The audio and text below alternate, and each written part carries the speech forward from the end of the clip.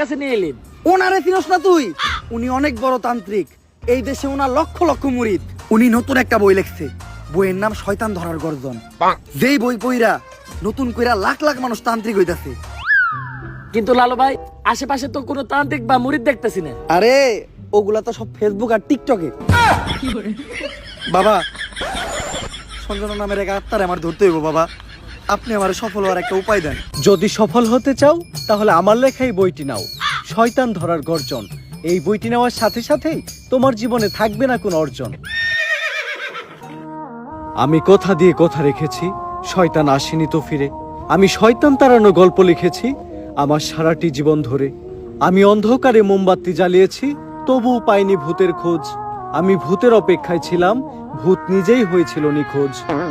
শয়তান ধরার গর্জন, পৃষ্ঠা নাম্বার চুদলিংপং। বাবা, এটা তো মন্ত্র না, ছন্দ কইলেন। মার্কেটে আপাতত ছন্দই চলে। বাবা, বইটা একটা আমারও লাগবো। দাম কত এটার? মাত্র 1000 টাকা।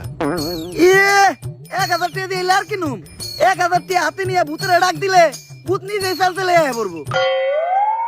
1000 টাকা দিয়ে বইয়ের দাম, এই বইয়ের বিশেষত্ব কি? এই বইটা আমি আমার নিজ হাতে লিখেছি। দেহি হাতের লেখা এত খারাপ? দেহি বইয়ের প্রথম পৃষ্ঠায় কি লেখা? মানুষকে ভোদাই বানানোর 100টি উপায়। 1000 টাকা দিয়ে 120টার এই বইটি নেন আর ঠাস করে ভোদাই হয়ে যান। এখন সফল হইতে গেলে তো এই বইটা লাগবেই, তো এই বইটা আমি নিয়ে গেলাম। বইয়ের টাকাটা? ওইটা আমি হোয়াটসঅ্যাপে পাঠাই দিব। গুরু, আজকের থেকে আপনার লেখা এই বইটা পইরাই আমার শয়তান ধরার যাত্রা করলাম শুরু। শয়তান ধরার গর্জন, পৃষ্ঠা নাম্বার চুদলিংপং।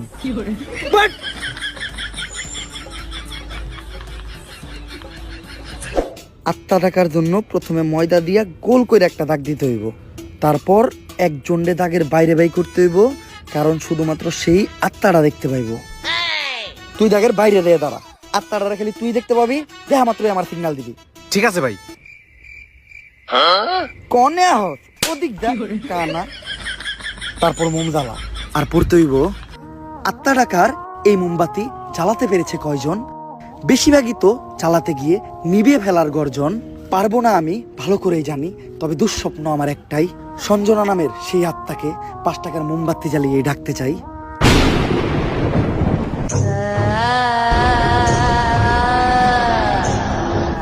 ওই দেখ তো কোন আত্মা টাত্মা আইছে নাকি? না ভাই, 2 লাগাই তো কোনো আত্মা দেখতেছি না। দূর আমার লেওরা, এই বিষটা কাম হইব না, সামনের বিষটা দেখতে হইব।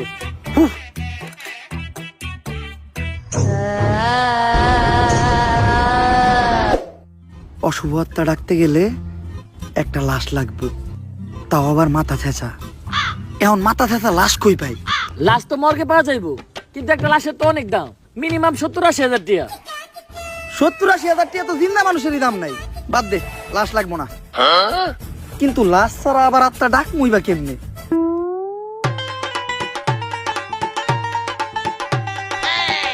একটা হিট নিয়ে আয়।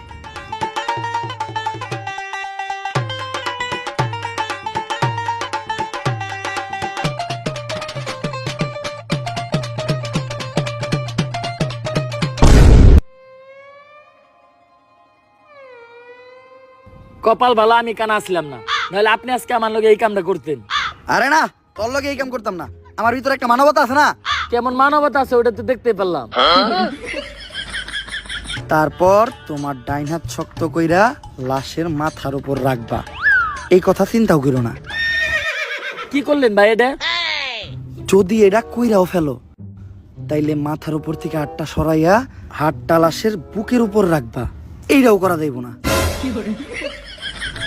কারণ এটা করার লগে লগেই লাশটা বাদ হয়ে যাইব, ওই লাশ দিয়ে আর আত্মা ডাকা সম্ভব না। ভাই ভালো করে পড়ে দেন, হয়তো কোনো সমাধান অবশ্যই আছে। যদি এই 2টা কাজই তুমি কইরা ফেলো, তাইলে ওই লাশটা ঠিক করার একটা উপায় আছে। একটা উপায় আছে রে, বাচ্চি। এইটা মনের ভুলেও পাইব না। আমার লারের বই, লারের বই এটা আমার লার। এই বই দিয়ে আমি ভূতই ডাকবো না। আমার নিজের ভিতর যে জ্ঞান আছে, ওই জ্ঞান দিয়ে এবার আমি আত্মা ডাকার চেষ্টা করবো। ভাই, আপনার ভিতরে কি আসলে কোনো আত্মা টাকার জ্ঞান আছে?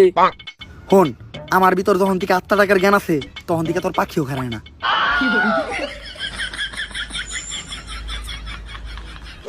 এগুলা কি করতেছেন বাবা? আজকেও 5টা সাংবাদিক খুন হয়েছে, দেশে তো কেউ সাংবাদিকতাই করতে চাইতেছে না। তুই চিন্তা করিস না, আজকের ভিতরেই আমি সঞ্জনারে বন্দি করবো। এর লেগে লাগবো আমার একটা বেলকাটা, 1/2 লিটার কাঁচা দুধ, একটা লেবু, একটা মোমবাতি আর তোর কনস্টেবলের একটা চুল।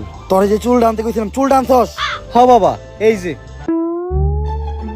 এই চুল এত ছোট আর এত মোটা কে?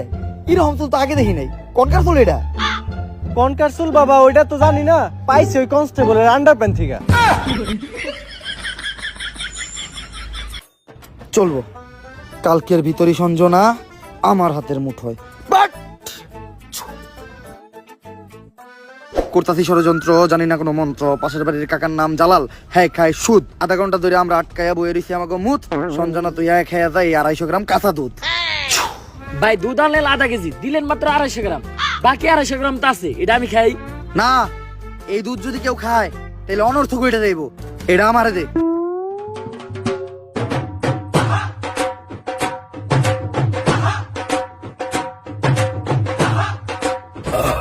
ভাই আপনি না কইলেন এই দুধ কেউ খাইলে অনর্থ করে যাইবো গা, তাহলে আপনি খেলেন কে? আরে আমি তো খাই নাই, পান করছি। সবকিছুই রেডি আছে, এখন খালি এই কাঁচা দুধের ভিতর তাজা রক্ত দিতে হইব।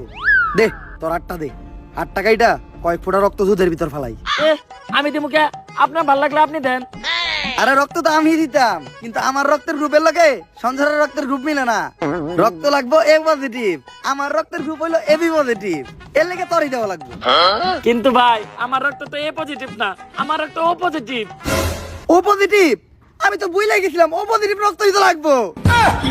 দে।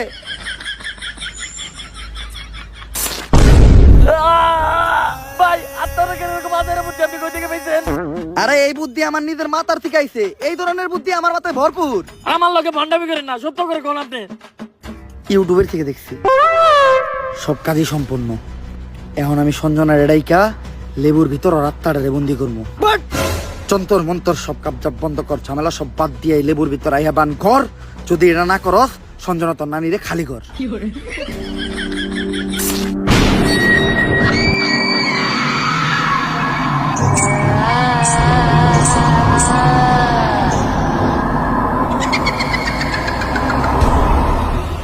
ভাই ভাই বাপ কাছে ভূত।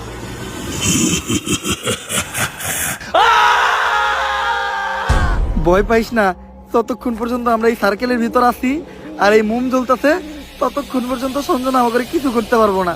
কিন্তু ভাই মোমবাতি তো ফুরাই যাইতেছে, এখন কি হইব? মোমবাতি ফুরাই গেলে বুঝবি আমরাও ফুরাই যাবো। সঞ্জনা তুমি খালি হলুদ সাংবাদিক করে মারতাছো কে?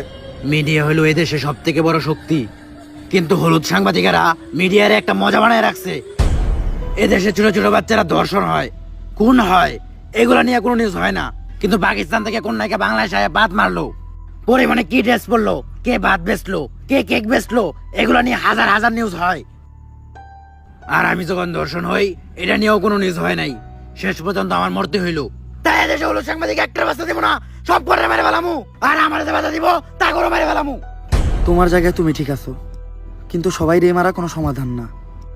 হলুদ সাংবাদিকদের যন্ত্রণা এই দেশের প্রত্যেকটা মানুষেরই সহ্য করতে হয়। আসলে আমাদের পরিবর্তন হতে হবে, আমাদের প্রতিবাদ করতে হবে।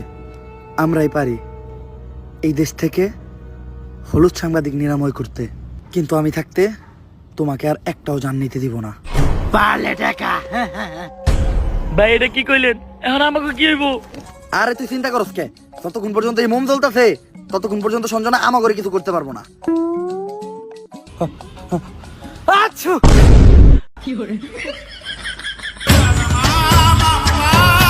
ভাই এটা কি করলেন? মামলা নিবিয়া লাইলেন।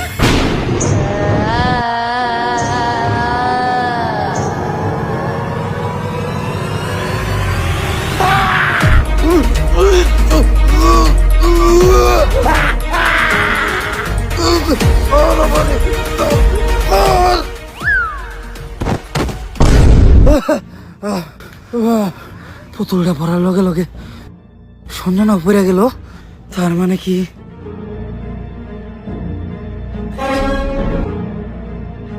দুম ধুম তাক তাক ধুম ধুম ধুম ধুম তাক তাক ধুম ধুম ধুম জাফরুইটা নিয়ে আয়।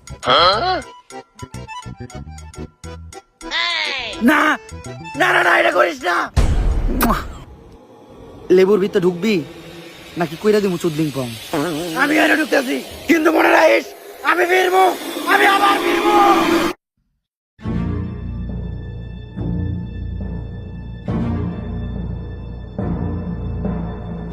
এসপি, সঞ্জনার এই লেবুর ভিতর বন্দি করে লাইছি, আর লেবুটা এই ব্যাগের ভিতর। কিন্তু খুব সাবধান, একটা জিনিস লক্ষ্য রাখবা, এই লেবুটা যাতে কেউ না কাটে। একবার যদি এই লেবুটা কেউ কাটে তাহলে সঞ্জনা আবার মুক্ত হয়ে যাইব। ঠিক আছে বাবা, আর আমার উপহারের 10 লাখ টাকা ওইটা অলরেডি আপনার হোয়াটসঅ্যাপে পাঠিয়ে দিছি। হোয়াটসঅ্যাপে? বউ বউ, এই ব্যাগটা খুব সাবধানে রাখবা, কেউ যেন হাত দিতে না পারে। আর যাও, আমার জন্য 1 গ্লাস পানি নিয়ে এসো। আরে কতক্ষণ ধরে বসে আছি, পানি আনতে এত সময় লাগে? আরে আমি তো তোমার জন্য লেবুর শরবত বানিয়ে আনলাম। আমার লক্ষ্মী বউ।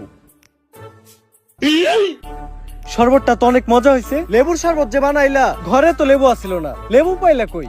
কেন, লেবু একটা তো তোমার ওই ব্যাগেই আছিল।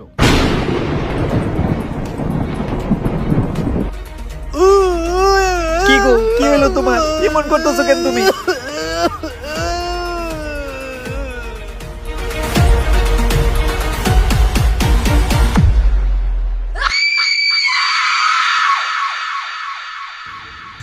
ভাই, সঞ্জনার কাহিনী তো শেষ করলেন, এখন আপনি কি করবেন? ভাবতাছি বই লেখমু একটা, পাবলিকরে ভোদাই বানানোর গর্জন। ব্যবসা খারাপ না, পাবলিক ভোদাই হতে চাইলে আমি বানাবো। পাবলিককে ভোদাই বানানোর এই উপায় পুরো দুনিয়াকে জানাবো। পাবলিক ঠিকই আমাকে বিশ্বাস করবে, ভাববে আমি থেকে যাব।